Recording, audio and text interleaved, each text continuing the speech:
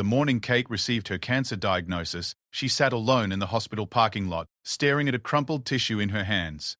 The word stage 3 echoed in her mind like a death sentence. She had always been the strong one, the mother who kissed scraped knees better, the wife who held everything together, the friend everyone called in crisis. Now, for the first time in her 42 years, she felt utterly powerless. What Kate didn't know was that 3 blocks away, a retired Royal Guard named Thomas was reading her story in the local newspaper's Help Our Neighbours section. Her husband had submitted a brief plea for prayers and support, mentioning only that his wife was a teacher beloved by hundreds of students and now faced the fight of her life. Thomas folded the paper carefully, walked to his closet, and pulled out a uniform he hadn't worn in 15 years. This is the extraordinary true story of how one woman's battle with cancer became a testament to the unexpected places where hope can be found, the power of community that transcends all boundaries, and the miraculous way love multiplies when we dare to believe in something greater than our fears. It's about the day a Royal Guard made a promise that would change not just Kate's life, but an entire town's understanding of what it means to truly serve others. Some stories are about surviving. This story is about discovering that even in our darkest moments, we are never truly alone. Kate Morrison had always believed that life gave you signs before it changed everything. She thought she'd recognize the warnings, prepare herself, maybe even change course if needed. She was wrong. Sometimes life doesn't knock politely at your door. Sometimes it breaks down the wall while you're making breakfast for your family. Tuesday morning started like every other Tuesday for the past 12 years. Kate stood at her kitchen counter, spreading peanut butter on bread while her 7-year-old daughter Emma practiced spelling words aloud at the table. Her husband David rustled through papers near the coffee maker, muttering about a missing client file. The autumn sunlight streamed through their yellow kitchen curtains, painting everything in warm gold. "Mom, how do you spell beautiful?" Emma asked, her pencil hovering over her homework sheet. "Beautiful," Kate replied automatically, her mind already shifting to her first period English class. 28 ninth graders waiting to discuss Romeo and Juliet, and she still needed to make copies of the study guide. She pressed her hand against her chest, feeling that strange pressure again. For 3 weeks now, she'd noticed this odd sensation, like someone was pressing firmly between her ribs. Nothing painful exactly, just wrong, different. She'd mentioned it to David twice, but between his accounting firm's busy season and Emma's school activities, there never seemed time to worry about something so vague. "Kate, have you seen my blue folder?" David called, his voice already carrying the stress of a man running late. "Kitchen table, under Emma's backpack," she answered, spreading the last sandwich into a neat triangle. This was their morning dance, choreographed by 12 years of marriage and perfected by routine. She knew where everything was, remembered everyone's schedules, kept the machinery of their life running smoothly. But as she reached for Emma's lunchbox, the pressure in her chest intensified. This time, it came with a sharp edge that made her catch her breath. She gripped the counter, waiting for it to pass. "You okay, sweetheart?" David appeared beside her, blue folder in hand, his brown eyes concerned. "Just tired," she said, forcing a smile. "Long week." He kissed her cheek quickly, already mentally at his office. "Maybe you should see Dr. Peterson if you're still feeling off." "Maybe," she agreed, though they both knew maybe meant when I have time, which was teacher speak for never. Kate had been teaching high school English at Westfield High for 8 years. Before that, she'd taught middle school in the next town over. She loved her job with the fierce dedication of someone who'd found her calling. Her students knew she cared, really cared, about their success. She stayed late to help struggling readers, attended their games and school plays, and had been known to drive supplies to kids who couldn't afford them. Her classroom was a sanctuary of learning, with inspirational quotes covering every wall and comfortable reading corners where shy kids could disappear into books. She'd created something special there, a place where teenagers felt heard and valued. Her colleagues often asked for advice, parents requested her specifically for their children, and administrators relied on her for the toughest cases. But success in teaching meant giving everything you had, every day. There was always one more paper to grade, one more lesson to plan, one more student who needed extra help. Kate gave freely, generously, never considering that she might be depleting some essential reserve. At school that morning, the pressure in her chest seemed to ease. Maybe David was right. Maybe she was just tired. The first semester was always exhausting, with new students to learn and routines to establish. She threw herself into teaching with her usual energy, leading discussions about fate and free will in Shakespeare's play. "Miss Morrison?" called Tyler, a quiet kid who rarely spoke up. Do you think Romeo and Juliet would have ended differently if they'd just talked to their families? Kate smiled, loving these moments when literature connected with real life. What do you think, Tyler? Can honest conversation really change everything? The discussion that followed was exactly why she taught. 17 teenagers debating whether love could overcome hatred, whether young people had the power to change old prejudices, whether communication might bridge any gap. Their insights surprised her, their passion energized her, and their engagement reminded her why she'd chosen this challenging, rewarding profession. But during lunch, sitting alone in her classroom while grading quizzes, the pressure returned with a vengeance. This time it was accompanied by a wave of exhaustion that seemed to come from her bones. She put her head down on her desk just for a moment and found herself struggling to lift it again. Sarah Chen, who taught chemistry next door, poked her head through the doorway. "Kate, you look pale." "Just a headache," Kate mumbled, though it was more than that. Everything felt heavy suddenly, like she was moving through thick water. "Why don't you go to the nurse? I can cover your next class." Kate wanted to refuse. She had lesson plans to adjust, papers to return, parent emails to answer. But when she tried to stand, the world tilted sideways. Sarah was beside her instantly, steady hands on her shoulders. "Okay, that's it. I'm calling the nurse." The school nurse, Mrs. Rodriguez, had seen everything in 30 years of dealing with teenagers and stressed teachers. She took one look at Kate's pale face and shaky hands and made a decision. "I'm calling your husband. You're going to the doctor today." "I can't," Kate protested weakly. "I have 3 more classes and tomorrow's test isn't ready and—" "Kate," Mrs. Rodriguez said gently, "what do you tell your students about taking care of themselves?" Kate knew the answer. She'd preached it often enough. You can't pour from an empty cup. You can't help others if you don't help yourself. Your health has to come first. Easy wisdom to give, harder to follow. David arrived within 20 minutes, his face tight with worry.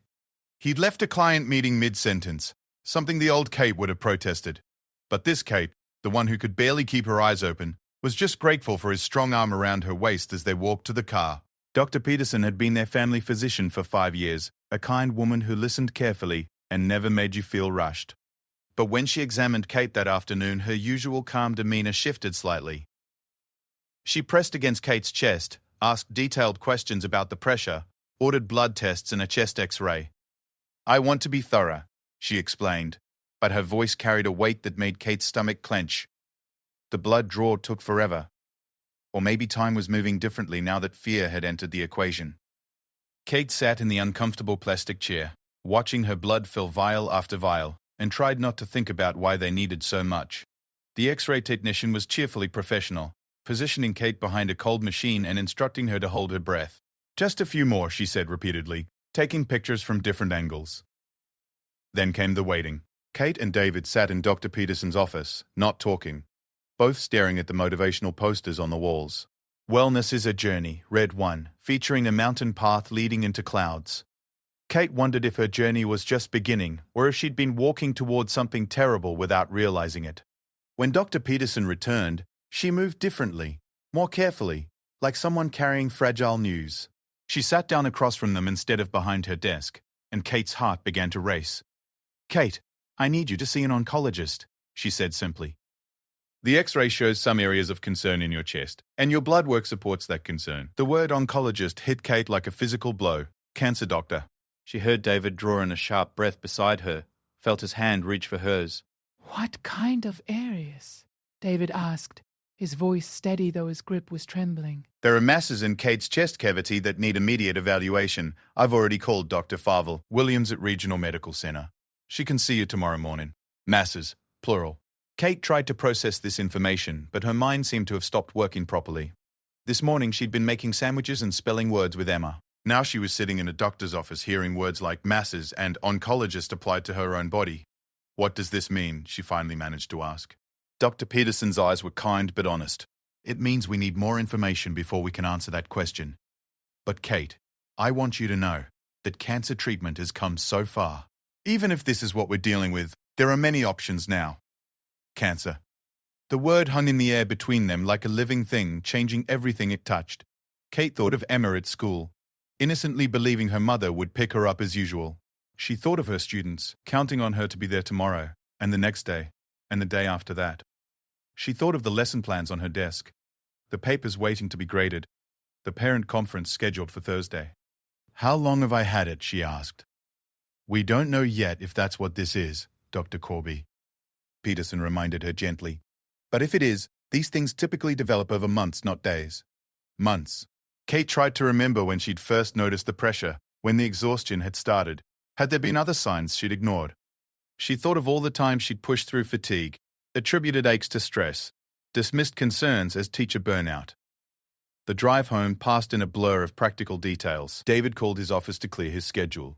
Kate called the school to arrange for a substitute. They agreed not to say anything specific to Emma until they knew more, but Kate wondered how they'd hide something this enormous from their perceptive daughter. Emma was in the backyard when they arrived, building a fort out of fallen leaves with their neighbor's son. Through the kitchen window, Kate watched her daughter's easy movements, her carefree laughter, the simple joy of being 7 years old on a beautiful autumn day. How do you tell a child that everything might be about to change? That night, after Emma was asleep, Kate and David sat on their couch in the dark living room, holding hands and not talking. The house felt different now, charged with uncertainty. Every familiar object seemed to carry new weight. The family photos on the mantel, the throw pillow Emma had made in art class, the stack of books Kate had been meaning to read. All of it felt precious and fragile. What if it's bad? Kate whispered into the darkness. David's hand tightened around hers. Then we'll face it together. But Emma has the strongest, most amazing mother in the world. Whatever this is, you'll show her how to be brave. Kate wanted to believe him, but courage felt like something she'd left behind in Dr. Peterson's office. Right now, she just felt scared and small, and completely unprepared for whatever tomorrow would bring. She lay awake most of the night, listening to David's breathing beside her, watching shadows move across the ceiling. Somewhere in the darkness, her life had divided into before and after. Before, when the greatest worry was whether her students would pass their Shakespeare test. After, when words like masses and oncologist had invaded their vocabulary. When morning finally came, Kate stood at the same kitchen counter where she'd made sandwiches just 24 hours earlier. But everything was different now. The sunlight looked the same. Emma still needed help with spelling. David still rustled through his papers. But Kate was no longer the woman who'd stood here yesterday morning, blissfully unaware that her world was about to change forever. She was someone else now. Someone who had an appointment with an oncologist in 3 hours and no idea what that appointment would reveal. Someone whose greatest battle might just be beginning, though she didn't yet know she wouldn't be fighting it alone. The regional medical center had that distinctive hospital smell Kate remembered from when her mother had pneumonia 2 years earlier. Antiseptic mixed with fear, efficiency seasoned with desperation. She and David sat in the oncology waiting room, surrounded by people who all seemed to know things Kate didn't want to learn. Dr. Sarah Williams was younger than Kate expected, maybe early 40s, with kind eyes behind wire-rimmed glasses and a direct manner that Kate found surprisingly comforting. She didn't waste time on small talk or false reassurance. Instead, she spread Kate's X-rays across a lightboard and pointed to shadows that looked like storm clouds against the white backdrop of Kate's ribs. These are tumors, Dr. Williams said simply. Multiple tumors in your chest cavity, specifically in the area between your lungs called the mediastinum. Based on their size and location, I'm confident we're looking at lymphoma. Lymphoma. Kate had heard the word before, but couldn't remember what it meant. Her mind was working strangely, picking up random details while missing obvious ones. Doctor. Williams had a small scar on her left hand. The clock on the wall was running 2 minutes slow. Someone in the hallway was laughing, which seemed impossible in a place like this. Is that? David started to ask, then stopped, as if voicing the question might make it real. Lymphoma is cancer of the lymphatic system, Dr. Williams continued. The good news, if we can call it that, is that lymphoma is often very treatable. The challenging news is that yours appears to be advanced. She ordered more tests, a CT scan, a biopsy, blood work that would determine exactly which type of lymphoma they were fighting. I need you to understand, she said, her voice gentle but clear. This is serious, but it's not hopeless. I've seen many people with similar presentations go on to live full, healthy lives. The biopsy was scheduled for the next day. Kate went home and tried to pretend everything was normal. She helped Emma with homework, made dinner, read bedtime stories. But normal felt like a costume that no longer fit properly. Everything she did carried the weight of possibility. This might be one of the last times she felt well enough to cook, to help with math problems, to tuck her daughter into bed. Emma seemed to sense something was different. At dinner, she studied Kate's face with the intense focus only children possess. Mum, are you sad about something? Kate's throat tightened. How do you explain to a 7-year-old that sometimes grown-ups get sick in ways that are hard to understand? How do you balance honesty with protection? I'm just tired, sweetheart. Sometimes grown-ups have to go to doctors to figure out how to feel better. Like when I had strep throat. Something like that. Emma seemed satisfied with this explanation, but Kate caught her watching carefully throughout the evening. Children know when they're world chefs, even when they can't name what's changing. The biopsy results came back on Friday afternoon. Kate was grading essays when her phone rang, and Dr. Williams's name appeared on the screen. She stepped into the hallway outside her classroom, her heart hammering so hard she was sure other teachers could hear it. Kate, it's stage 3 Hodgkin's lymphoma, Dr. Feichel, Williams said. That means it's spread to multiple areas, but it's still considered potentially curable. We need to start treatment immediately. Stage 3. Potentially curable. The words bounced around Kate's mind without landing anywhere solid. She slid down the wall until she was sitting on the floor of the school hallway, still holding the phone. What does treatment look like? She managed to ask. Chemotherapy. Aggressive chemotherapy. 6 months of treatment administered every 2 weeks. It's going to be difficult, Kate, but we're going to fight this with everything we have. After the call ended, Kate sat in the hallway for 10 more minutes, watching teenagers walk past on their way to class. They looked so young, so invincible, so gloriously unaware that bodies could betray you without warning. She envied their certainty that tomorrow would come, that plans made today would still matter next week. Sarah Chen found her there when the bell rang for the next period. Kate, what's wrong? The kindness in Sarah's voice broke something open inside Kate. She started crying right there on the floor, deep sobs that seemed to come from someplace she hadn't known existed. Sarah sat down beside her without hesitation, wrapping an arm around Kate's shoulders. Whatever it is, we'll help. You know that, right? Whatever you need. That evening, Kate and David told Emma the truth, or at least the version of truth a 7-year-old could carry. They sat on Emma's bed, all 3 of them close together, and explained that Mummy was sick and would need special medicine to get better. Will you lose your hair? Emma asked, with the startling directness of childhood. Kate's hand went automatically to her thick brown hair. Probably. Can I shave my head too, so we match? The question hit Kate like a physical blow, but a good one this time. Here was love in its purest form, a child's willingness to sacrifice her beautiful hair so her mother wouldn't feel alone. That's very sweet, baby, but you don't need to do that. I want to, Emma said firmly. We're a team. That night, after Emma was asleep, Kate and David had the conversation they'd been avoiding. What if the treatment didn't work? What would happen to Emma? How would they manage the practical details of life while Kate was sick? David's accounting firm was understanding, but they couldn't support a family without his income. Kate's sick leave would run out eventually. I've been thinking, David said carefully. Maybe we should ask for help. Kate's instinct was to refuse. She'd always been the helper, not the helped. She was the one who organized meal trains for sick colleagues, who collected donations for struggling families, who showed up with casseroles and encouragement when life knocked others down. The church, David continued. Your school, your students' families. People want to help, Kate. We just have to let them. The idea felt foreign and frightening. Accepting help meant admitting vulnerability, acknowledging that she couldn't handle this alone. It meant becoming the kind of person others worried about, the subject of prayer chains and whispered conversations. But as the weekend passed and the reality of her diagnosis settled in, Kate began to understand that pride was a luxury she could no longer afford. On Monday, she would start telling people. Her principal, her colleagues, her students. She would have to find words to explain that Mrs. Morrison, who always had energy for everyone else, was about to become someone who needed energy from others. The thought terrified her almost as much as the cancer itself. Monday morning arrived, grey and drizzling, as if the weather was matching Kate's mood. She'd asked for a meeting with Principal Harrison before school started, and now she sat in his office, searching for words she'd never expected to need. I have cancer, she said simply, because there didn't seem to be a gentle way to deliver such news. I'll need to start chemotherapy, which means I'll be out frequently. Probably more out than in. Mr. Harrison was a practical man who'd dealt with teacher illnesses before. But Kate could see this news hitting him differently. She'd been his most reliable teacher, the one who never called in sick, who took on extra duties without complaint. Whatever you need, he said immediately. We'll make it work. Your job will be here when you're ready to come back. What if I'm never ready to come back? The question escaped before she could stop it. and she saw Mr. Board taking his part. Harrison's face changed. He'd been thinking logistics and substitute teachers. She was thinking mortality and final goodbyes. "Kate," he said gently, "you're going to beat this thing.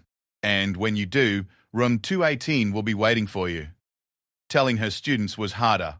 She'd gathered her first period English class and practiced the words in her head, but when she actually looked at their faces, all her preparation crumbled. These kids had become important to her over the past 2 months. Quiet Tyler was finally participating in discussions. Sarah had started turning in assignments on time. Marcus was reading beyond the required assignments for the first time in his high school career. "I need to tell you something," she began, her voice steadier than she felt. "I've been diagnosed with cancer, and I'm going to need treatment that will take me away from class frequently."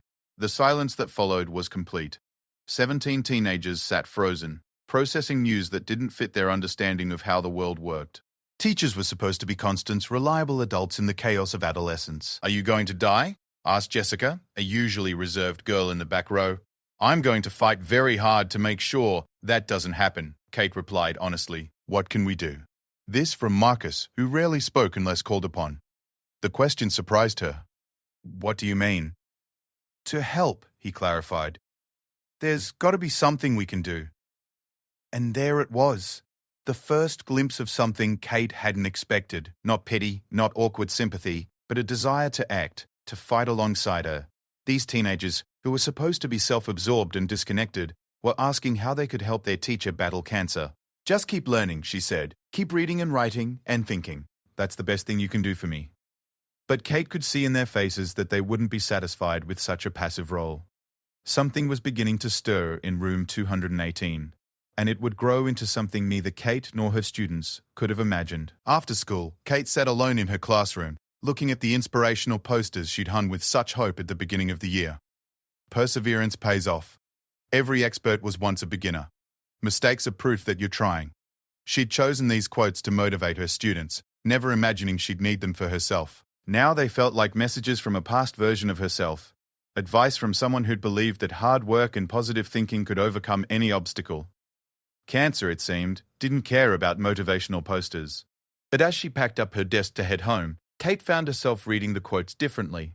Maybe they weren't about easy victories and simple solutions. Maybe they were about showing up anyway, trying anyway, learning anyway, even when the outcome was uncertain. Especially when the outcome was uncertain. Her phone buzzed with a text from David. "Emma wants to make you soup for dinner. She's very serious about this project." Kate smiled for the first time in days. Tomorrow she would start chemotherapy, beginning a battle she might not win. Tonight she would go home to her family, eat soup made with 7-year-old love, and pretend that normal was still possible. But first, she had one more thing to do. She pulled out a piece of paper and began writing a letter to her students, something they could read when she was too sick to be with them. Something that would remind them that even when their teacher was fighting for her life, learning mattered, growth mattered, hope mattered. She had no idea that 3 blocks away, a retired Royal Guard was reading about her situation in the newspaper, and that her fight was about to gain an ally she never could have expected. The first chemotherapy session hit Kate like a freight train wrapped in false politeness. The cancer center tried to make it comfortable with soft chairs and warm blankets, but there was nothing comfortable about poison being dripped into your veins for 6 hours while you watched other people in various stages of their own battles. David sat beside her the entire time, reading work emails and pretending everything was normal. Kate appreciated the effort, but normal had become a foreign concept. Normal people didn't spend Tuesday afternoons connected to IV poles, watching clear liquid flow through tubes into their bodies, hoping it would kill the cancer before it killed them. The nausea started that evening and lasted for 3 days. Kate had read about chemotherapy side effects, but reading about something and experiencing it were entirely different universes. She spent most of Thursday and Friday curled up in bed, too sick to grade papers, too weak to help Emma with homework, too exhausted to be the mother and teacher she'd always been. By Saturday, she felt human enough to sit in the kitchen while David made breakfast, but even that small effort left her drained. Emma approached carefully, as if her mother might break if handled too roughly. "How are you feeling, Mummy?" "Better than yesterday," Kate said, which was true but not saying much. Emma climbed onto the chair beside her and studied Kate's face with the intensity of a scientist conducting important research. "Your eyes look different." Kate had noticed it too. Her reflection showed someone she didn't quite recognize. Paler, thinner, with an exhaustion that seemed to radiate from somewhere deeper than physical tiredness. That's when the doorbell rang. David answered it, and Kate heard an unfamiliar voice in the hallway. A moment later, David appeared in the kitchen doorway with an expression of complete bewilderment. "Kate, there's someone here to see you. He says his name is Thomas and he's—" David paused, as if he couldn't quite believe what he was about to say. "He's wearing a Royal Guard uniform." Kate's brain struggled to process this information. Royal Guard? They lived in a small town in the American Midwest.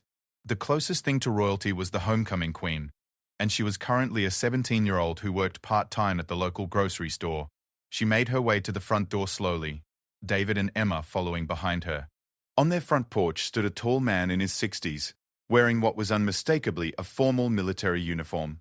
Red tunic with gold buttons, black trousers with a red stripe, a tall black hat with a chin strap. He looked like he'd stepped out of a British palace and onto their suburban street. "Mrs. Bennet." "Morrison," he said, removing his hat to reveal silver hair and kind blue eyes. "My name is Thomas Whitmore. I served as a royal guard at Buckingham Palace for 20 years before retiring here 5 years ago." Kate stared at him, wondering if the chemotherapy drugs were causing hallucinations. "I read about your situation in the newspaper," Thomas continued. "Your husband's request for prayers and support. I wanted to offer my services." "Your services?" Kate managed to ask. "Protection," Thomas said simply. "During my years of service, I learned that sometimes the greatest battles require the greatest vigilance. I would like to stand guard while you fight your battle, if you'll allow it." David stepped closer to Kate, his protective instincts clearly triggered by this strange situation. "I'm sorry, but what exactly are you proposing?" Thomas's posture remained perfectly straight, his voice formal but warm. "I'm proposing to serve as Mrs. Finnair, Morrison's guardian during her treatment, to ensure she feels safe and supported, to assist with practical matters, and to stand as a symbol that she is not fighting alone." "You want to guard our house?" David asked, incredulity clear in his voice. "I want to guard your family," Thomas corrected. "When Mrs. Morrison is too weak to feel strong, when uncertainty threatens to overwhelm hope, when the battle feels too great to continue, I want to be a reminder that some people stand watch, that some promises never break, that honor still exists in this world." Kate found herself studying this unexpected visitor more carefully. His uniform was authentic, she could tell that much. The way he held himself spoke of decades of discipline and service. But more than that, his eyes held something she recognized, the look of someone who understood duty not as obligation but as privilege. "Why?" she asked quietly. "Why would you do this for strangers?" Thomas's expression softened slightly. "Because 20 years ago, when I was a young guardsman, I stood watch outside a hospital room when my own wife was fighting cancer. I wished then that someone could stand watch for her the way I stood watch for the royal family. She beat the cancer, lived another 15 wonderful years before a heart attack took her suddenly. But I never forgot that feeling of helplessness, of wanting to do something meaningful while the person you care about fights a battle you can't fight for them." Emma had been listening to this entire exchange with the wide-eyed fascination of a child encountering something far beyond her normal experience. "Are you a real knight?" she asked suddenly. Thomas smiled, the first break in his formal demeanor. "Not exactly a knight, young lady, but I did serve Her Majesty the Queen for 2 decades. We guards take an oath to protect and serve with honor, dignity, and courage. Those principles don't expire when the service ends." Kate felt something shifting inside her chest, something that had nothing to do with cancer or chemotherapy. Here was kindness so unexpected, so generous, that it seemed to rewrite the rules of what strangers did for each other. "What would this guardianship involve?" David asked, his tone still cautious but no longer hostile. "With your permission, I would stand watch during Mrs. Morrison's treatment days. I would ensure safe passage to and from medical appointments. I would be available for practical assistance. Grocery shopping, yard work, any tasks that become difficult during treatment. And I would serve as a visible reminder to Mrs. Morrison and to your community that courage and service still matter in this world." "You'd really do this for us?" Kate asked, her voice barely above a whisper. "It would be my honor," Thomas replied. "In the Royal Guard, we learned that true service means being present during both celebrations and battles. This is your battle, Mrs. Roll. Morrison, but you don't have to fight it alone." That afternoon, Thomas returned in civilian clothes, pressed khakis and a navy polo shirt that somehow looked as formal as his uniform. He spent 2 hours with Kate and David, learning about her treatment schedule, understanding the family's routines, and discussing practical ways he could help. He lived alone in a small house 8 blocks away, he explained. His pension was sufficient for his needs and his time was entirely his own. He'd been looking for a way to serve again, to feel useful in his retirement. Kate's situation had provided that opportunity. "I don't understand," Kate said as they sat in the living room, Emma playing quietly with her dolls nearby. "What do you get out of this?" Thomas considered the question seriously. "Purpose," he said finally. "For 20 years my purpose was clear: protect the royal family, uphold the crown, serve with honor. Retirement is a gift, but it can also be a void. You're offering me the chance to serve again, to stand for something that matters." "But we can't pay you," David said. "I don't want payment," Thomas replied. "I want the privilege of standing guard while a good woman fights for her life and her family. That's payment enough." Over the next week, Thomas proved as good as his word. When Kate had her second chemotherapy session, he arrived at their house at 7 in the morning, wearing his full Royal Guard uniform. He stood at attention beside their front door as Kate and David prepared to leave, then followed them to the hospital in his own car. At the cancer center, Thomas took a position near the entrance, standing perfectly still in his red tunic and black pants. Patients and families entering the building couldn't help but notice him, and Kate could see the effect he had on people. Children pointed with excitement. Adults walked a little taller. The atmosphere in the waiting room seemed different, more hopeful somehow. "Why is there a British soldier outside?" asked another patient during Kate's treatment. "He's standing guard," Kate explained, and found that saying it out loud made it feel more real, more powerful. The woman's eyes widened. Standing guard for what? "For hope," Kate said, surprising herself with the answer. Word spread quickly through their small town. A royal guard was standing watch at the Morrison house. A British soldier was escorting the sick teacher to her cancer treatments. The story grew in the telling, as stories do, but the core remained true. Something extraordinary was happening, something that reminded people that goodness still existed in unexpected places. Kate's students heard about Thomas before they met him. On her first day back at school after the second treatment, they peppered her with questions. "Is it true there's a real royal guard helping you? Does he actually wear the red uniform? Can we meet him?" Kate found their excitement infectious. For the first time since her diagnosis, her cancer felt like part of a larger story rather than the whole story. She wasn't just a sick woman anymore. She was someone worth standing guard for. Thomas began timing his appearances at the school to coincide with Kate's arrival and departure. Students would gather at windows to watch him escort their teacher across the parking lot, his bearing so perfect it looked like he was guarding a palace instead of a high school English teacher. The effect on Kate's students was remarkable. They began to see their teachers battle differently. If someone who'd served royalty thought Mrs. Morrison was worth protecting, then her fight must be important. If a guardian of the crown believed she was worth standing watch for, then she must possess some kind of nobility they hadn't recognized before. Tyler, the quiet student who'd been gradually finding his voice in class, approached Kate after school one day. "Mrs. Morrison, do you think ordinary people can be brave like royalty?" The question caught Kate off guard. "What do you mean?" "Well, if that guard thinks you're important enough to protect, maybe all of us are more important than we think. Maybe we all have something royal inside us." Kate felt tears prick her eyes. This was why she taught. For moments like this, when literature and life intersected, when students discovered truths about themselves and the world. "I think you're absolutely right, Tyler. I think we all have the capacity for courage and nobility. We just have to choose to act on it." That evening, as Kate rested on the couch after another difficult day of treatment side effects, she watched through the window as Thomas took his evening patrol around their house. He'd established this routine without being asked, a formal inspection of their property before he went home each night. Emma loved this ritual and often stood at the window to watch, waving when Thomas passed by. He would stop, remove his hat, and bow formally to her, treating a 7-year-old with the same respect he'd once shown royalty. "David," Kate said as they watched this nightly ceremony, "I think we're witnessing something special." "The God thing?" "The kindness thing," she corrected. "The way one person's decision to care can change everything around it." David was quiet for a moment, then nodded. "People in town are talking differently about things, about helping each other, about standing up for what's right. It's like Thomas reminded everyone what service looks like."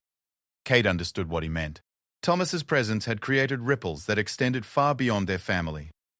The grocery store clerk who'd heard about the Royal Guard asked about Kate's treatment every time David shopped. The principal at Emma's elementary school started a prayer chain that included several families from different churches. Kate's colleagues began organizing coverage for her classes with more enthusiasm than obligation. It was as if Thomas's formal commitment to service had given everyone else permission to care more openly, more actively. His uniform made kindness visible, official, something to be proud of rather than embarrassed about. But the most profound change was in Kate herself. With Thomas standing guard, she felt less alone in her battle. The cancer was still there, the chemotherapy still made her sick, the uncertainty still frightened her. But now her fight had a witness, someone who believed she was worth protecting and defending. For the first time since her diagnosis, Kate began to feel like she might not just survive this battle, she might actually win it. The fourth chemotherapy treatment marked a turning point, though not the kind Kate had hoped for. The cumulative effect of the drugs had left her weaker than ever, and for the first time since treatment began, she found herself wondering if the cure might be worse than the disease.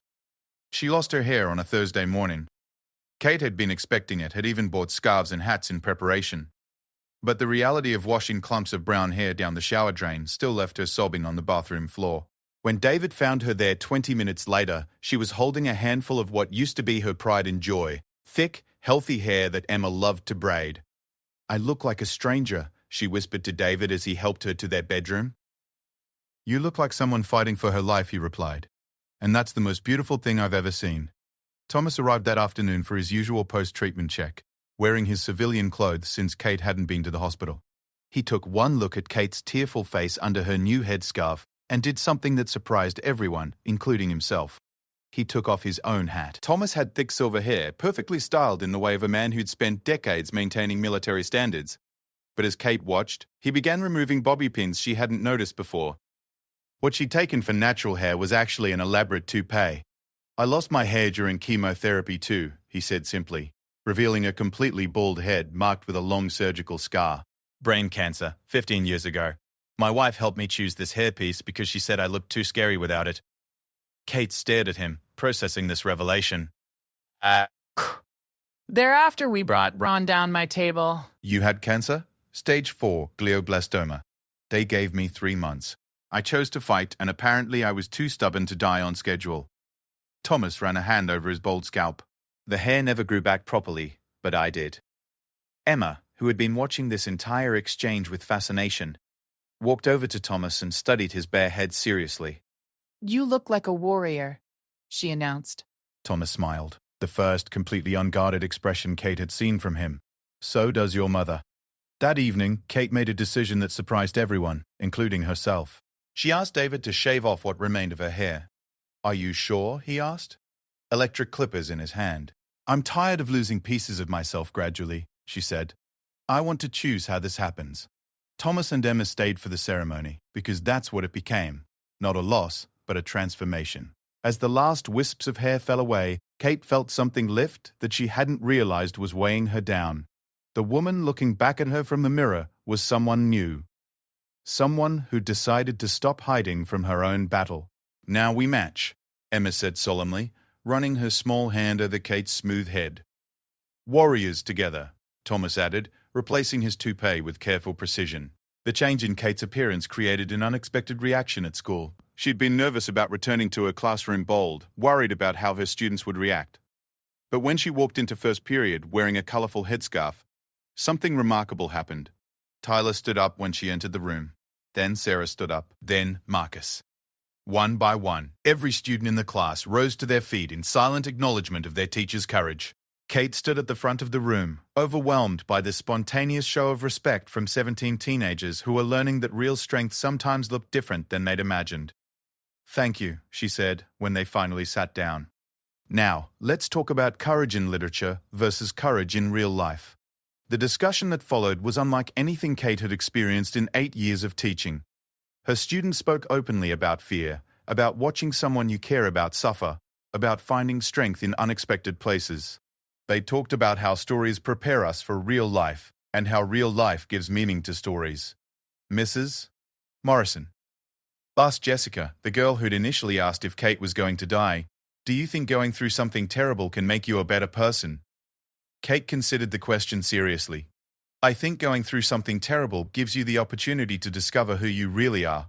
Whether that makes you better depends on what you choose to do with that discovery. After class, Tyler lingered behind. I've been writing, he said shyly, about courage and stuff. Would you read it? Kate took the folded papers he offered, recognizing this for what it was, a gift more precious than any store-bought present. A quiet student had found his voice through watching his teacher find hers. Meanwhile, Thomas's presence in their lives had evolved beyond anything Kate could have imagined. What had started as formal guardianship had become something deeper, a kind of chosen family bond that surprised all of them.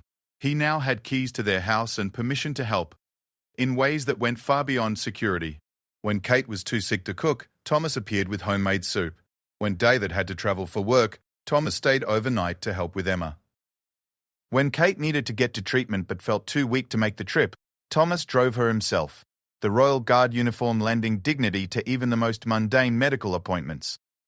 The most profound change came in how Kate understood faith. She'd been raised in a religious household, attended church regularly, said prayers before meals and at bedtime, but her faith had been largely theoretical, something she believed in rather than something she lived. Cancer changed that. Now faith wasn't about understanding God's plan or accepting divine will. Faith became getting up every morning despite not knowing if the treatment would work. Faith was trusting Thomas to stand guard while she was too weak to stand for herself. Faith was believing her students when they said she was making a difference, even on days when she felt like she was barely surviving. Faith became active rather than passive, something she practiced rather than something she possessed. This transformation became clear during a particularly difficult week when Kate's blood counts dropped dangerously low and she had to be hospitalized. She spent 3 days in a sterile room, connected to machines, unable to see Emma because her immune system couldn't handle exposure to childhood germs. Thomas maintained his vigil outside her hospital room, still in uniform, still at attention. Nurses began stopping to ask about him, curious about this formal guardian who never left his post. He's protecting my hope, Kate explained to Dr. Williams during one of her visits. Your hope? Sometimes when you're fighting for your life, hope becomes fragile. Having someone whose job it is to guard that hope, it makes it easier to keep believing. Doctor. Williams nodded thoughtfully. In 20 years of oncology, I've seen many kinds of support systems, but I've never seen anything quite like this. When Kate was finally released from the hospital, she came home to find her yard transformed. Thomas had organized a surprise that revealed how widely the ripples of his service had spread. Her students had created a garden, not just any garden, but a carefully planned demonstration of growth and resilience.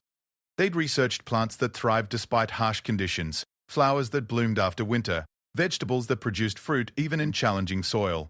Tyler had written a poem that was now mounted on a weatherproof plaque near the front door. In gardens and in classrooms, in hearts that dare to grow, some things survive the hardest seasons better than we know. Some roots run deep in darkness, some blooms push through the snow. Some teachers plant forever, in every life they touch below. Kate stood in her driveway, still weak from her hospital stay, reading this poem that had grown out of her own battle. Around her neighbors she'd never spoken to were watering newly planted flowers. Students were spreading mulch, and Thomas was directing the entire operation with military precision. When did this happen? She asked David. Thomas organized it while you were in the hospital. He said gardens are about faith, planting things before you know if they'll grow. Emma ran up to Kate, dirt smudged on her face and excitement sparkling in her eyes. Mum, look what we planted for you. Sunflowers that will be tall like giants, and carrots that grow underground where we can't see them, and roses that come back every year even if they look dead in winter. Kate hugged her daughter, understanding that Emma had just described the perfect metaphor for hope. As the evening wound down and neighbors and students headed home, Kate found herself sitting on her front steps with Thomas. He'd finally removed his formal hat, though he still sat with perfect posture. Why did you really do this? She asked. All of it. Not just today, but everything. Thomas was quiet for a long moment, watching the last of the volunteers drive away. Because 20 years ago, when my wife was dying, I made a promise. I promised that if she survived, I would spend the rest of my life standing guard for other people who needed protection during their battles. And if she didn't survive, then I would spend the rest of my life standing guard so her death wouldn't be meaningless. Kate felt a chill that had nothing to do with the evening air. She didn't survive the second time, did she? Heart attack, completely unexpected, 12 years after beating cancer. Thomas's voice remained steady, but Kate could hear the grief underneath. She lived long enough to see me retire, to help me choose this town for our new beginning. She made me promise to find ways to serve, even without the uniform and the palace.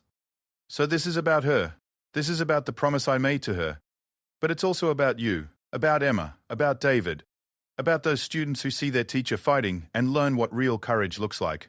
Thomas turned to meet Kate's eyes.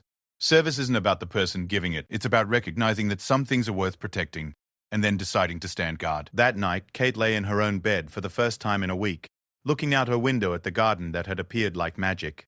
Tomorrow she would return to treatment, continue the battle that might or might not end in victory. But tonight, surrounded by evidence of unexpected kindness and protected by a guardian she'd never asked for but desperately needed, Kate Morrison fell asleep believing that some promises never break, some service never ends, and some hopes are strong enough to bloom even in the darkest seasons.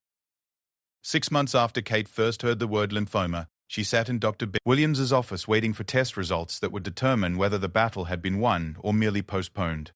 The chemotherapy had ended 2 weeks earlier, and Kate felt like she was living in suspension between her old life and whatever came next. Her hair was growing back, tiny dark stubble that Emma delighted in rubbing like a good luck charm. Her energy was slowly returning, though she still tired more easily than before. But the most profound changes weren't physical. They were in how she understood her place in the world and what it meant to truly live rather than simply survive. Thomas sat beside her, and David, still in his civilian clothes but with the same unwavering presence he'd maintained throughout her treatment. What had begun as formal guardianship had evolved into something deeper, a bond forged in the crucible of shared purpose and mutual respect. Dr. Williams entered with Kate's file and a smile that immediately changed the energy in the room. "Clean scan," she announced. "No evidence of disease. The tumors are gone, Kate. All of them." The words hit Kate like a physical force, knocking tears loose that she hadn't realized she'd been holding back. David's hand found hers, and she could feel Thomas beside her sitting straighter, as if he'd just received confirmation that his watch had been successful. "Does this mean I'm cured?" Kate asked. "It means you're in complete remission. We'll monitor you closely for the next 5 years, but Kate, this is the best possible outcome. You've won. Won." The words seemed too simple for what she'd endured, what they'd all endured together. This hadn't been a game or a competition, but a transformation that had touched every person in her orbit. As they left the doctor's office, Thomas walked beside them in formation, just as he had for every medical appointment over the past 6 months. But something was different now. The guard duty that had begun as protection during battle was evolving into celebration of victory. "What happens now?" Kate asked him as they reached the parking lot. "Now we mark the victory properly," Thomas said with the same formal tone he'd used from the beginning. In the Royal Guard, successful completion of a mission is always acknowledged with appropriate ceremony. 3 days later, Kate understood what he meant. She arrived at school Monday morning to find the parking lot filled with people. Students, teachers, parents, community members, they'd all gathered for what Thomas had organized as mission completion ceremony. He stood at the school's main entrance in full dress uniform, but this time he wasn't alone. Somehow, through connections Kate couldn't fathom, Thomas had located 3 other veterans who'd served in various honor guards. They stood at attention in their own dress uniforms. 1 Navy, 1 Army, 1 Marine. As Kate approached the building, the 4 men formed a ceremonial corridor. Students and staff lined both sides, creating a pathway that led from the parking lot to her classroom door. But this wasn't just pageantry. It was recognition of something profound that had happened in their community. Principal Harrison stepped forward with a microphone that crackled slightly in the morning air. 6 months ago, one of our finest teachers received news that would have broken many people. Instead, Kate Morrison showed us all what real courage looks like. But more than that, her battle brought out the best in every person here. Kate looked around at the faces surrounding her. Her students were there, many of them holding flowers or homemade cards. Tyler stood with his parents, both of whom Kate was meeting for the first time. They'd come because their son had been transformed by watching his teacher fight, and they wanted to witness her victory. Sarah Chen stood with several other colleagues, all of whom had covered Kate's classes, graded her papers, and maintained her classroom as if she might return any moment. The grocery store clerk who always asked about Kate's treatment was there, along with neighbors who'd helped maintain the garden, church members who'd included Kate in their prayers, and dozens of other people whose lives had been touched by the ripple effects of one man's decision to stand guard. But today, Principal Harrison continued, "We're not just celebrating Kate's recovery. We're celebrating what our community learned about service, about support, and about the extraordinary things that happen when we decide to take care of each other." Emma appeared at Kate's side, wearing a dress she'd picked out specially for this occasion. She carried a bouquet of sunflowers from their garden, the ones that had grown tall like giants, just as she'd promised they would. Thomas stepped forward and removed his formal hat, a gesture Kate had learned carried deep significance in his world. "Mrs. Morrison," he said in a voice that carried across the entire gathering, "your mission is complete. You have fought with honor, courage, and dignity. You have demonstrated that ordinary people can display extraordinary bravery, and you have inspired every person here to serve more faithfully in their own lives." He reached into his uniform jacket and removed something Kate hadn't expected, a medal. "This is the Order of Merit, awarded by the British Crown for exceptional service. I received this for my 20 years of protecting the royal family. Today, I'm passing it to you, because protecting hope and inspiring courage in others is service of the highest order." Kate felt tears streaming down her face as Thomas pinned the medal to her jacket. Around them, the crowd broke into applause that seemed to echo off the school building and carry across the entire town. But the ceremony wasn't over. Marcus, who'd been reading beyond required assignments all year, stepped forward with a leather-bound book. "Mrs. Morrison, we wrote this for you. All of us, all your students from all your classes. It's called Lessons from Room 218, What Cancer Taught Us About Living." Kate opened the book to find essays, poems, artwork, and reflections from teenagers who'd watched their teacher battle for her life and learned something essential about their own capacity for growth and courage. Tyler's contribution was near the front. "Before Mrs. Morrison got sick, I thought brave meant not being scared. Now I know brave means being scared and showing up anyway. She taught us that by showing up every day she could, even when she was fighting for her life." Sarah had written, "I used to think adults had everything figured out. Watching Mrs. Morrison taught me that growing up doesn't mean you stop being scared or stop needing help. It means you learn how to be scared and still do what's right." Page after page revealed how Kate's battle had become a classroom where teenagers learned about resilience, community, faith, and the power of not giving up. They'd watched their teacher lose her hair and find her strength, watched a stranger become a guardian, watched their community transform into something more generous and connected than it had been before. As Kate read, she realized that her cancer had taught her students things no curriculum could provide. They'd learned that heroes don't always wear capes, sometimes they wear Royal Guard uniforms and stand watch for people who need protection. They'd learned that service can be as simple as showing up consistently, as profound as making yourself available to others in crisis. Most importantly, they'd learned that their teacher's battle was not just about surviving cancer, but about modeling how to live with courage, grace, and hope, even when the outcome is uncertain. The ceremony concluded with something Thomas called transfer of guard. He'd arranged for the Honor Guard veterans to formally present Kate with a flag that had been flown over the state capitol in her honor. But more significantly, he announced that Kate's students had established something unprecedented, a student honor guard that would provide support for future teachers or community members facing serious challenges. "Service doesn't end with one mission," Thomas explained to the crowd. "True service creates more service. Mrs. Regret." Morrison's courage has inspired a new generation of guardians. Tyler stepped forward wearing a badge that read Student Honor Guard Captain. Behind him stood a dozen other students who'd volunteered to continue what Thomas had started. Not the military ceremony, but the commitment to stand watch for people in their community who needed support during difficult times. Kate understood then that her battle with cancer had been transformed into something larger than personal survival. It had become a catalyst for community transformation, a lesson in applied compassion that would outlast any individual crisis. That evening, as the celebration wound down and the last visitors headed home, Kate found herself in her garden with Thomas, David, and Emma.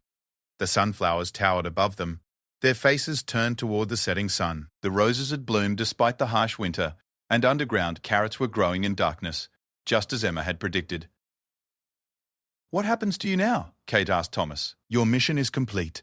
Thomas smiled, and Kate noticed he looked different, younger somehow, as if the weight of old grief had been transformed into the lightness of purposeful action. "My mission was never just about you," he said. "It was about remembering how to serve, how to stand guard for hope itself. Your students have reminded me that the best guard duty isn't about protecting one person.